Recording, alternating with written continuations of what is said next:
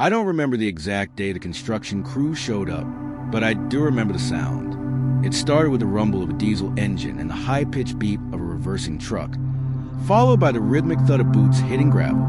It was the kind of noise that adults might grumble at, but to a 5-year-old with an imagination the size of Texas, it sounded like magic. At the time, we had just moved into a quiet suburban neighborhood. Our backyard looked out over a vacant lot. Flat, empty, nothing but dry earth and the occasional dandelion. But one morning that changed. I was 5 years old, bright-eyed, small, and apparently completely obsessed with trucks. I don't think the construction crew knew what they were getting into when they rolled up that morning. I was already perched by the fence with a juice box in one hand and a plastic hard hat on my head that I'd won at the county fair, ready for action. I watched everything, and I mean everything. The concrete mixer, the rebar being lowered into place, the drills, the sweat, the shouts of watch your footing, and back it up, back it up. All of it fascinated me. I didn't know what they were building yet. I just knew I wanted to be a part of it. The crew noticed me by day 2. There was Joe, the foreman, who always had a pencil behind his ear and a permanent sunburn on his neck.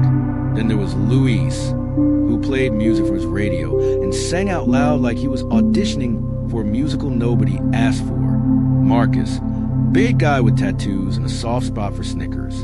And Dave, quiet but kind, always handed me a bottle of water like I was part of the team. At first, they just gave me waves and grins. But soon, they started talking to me. Joe would shout, "Hey, kiddo, what's the weather report looking like on your side of the fence?" And I'd yell back, sunny with a chance of dirt. That made them laugh. A real, hearty construction crew laugh. Then one day, Joe asked if I wanted to help.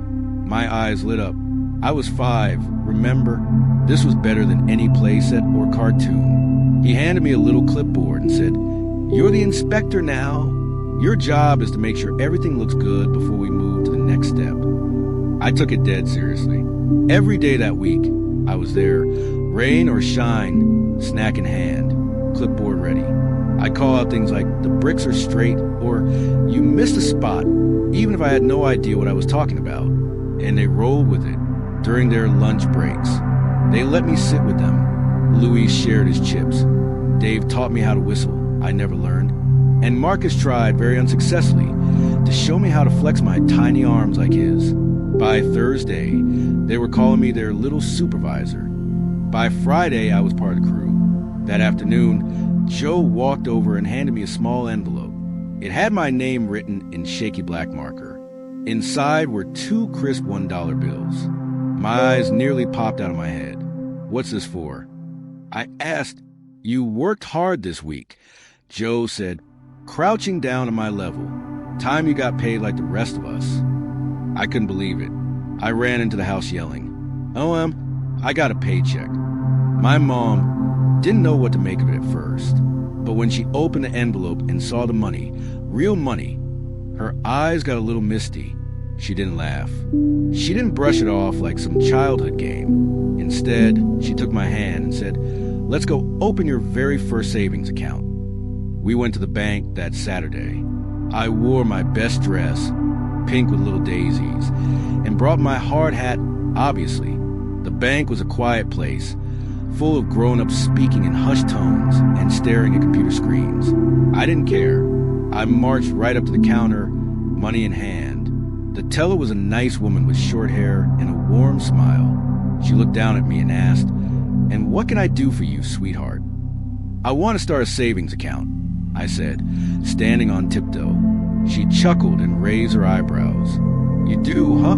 And what are you saving for?" "A bike," I said, "and maybe college." The teller gave my mom a surprised look, then turned back to me. "That's impressive. May I ask how you earn your money?" I stood up even straighter and said with all the pride in my little lungs, "I worked all week with the crew building a house next door." I'll never forget her smile. It was the kind of smile that spreads to your eyes. "Well," she said, "that's amazing. Are you going to keep working there?"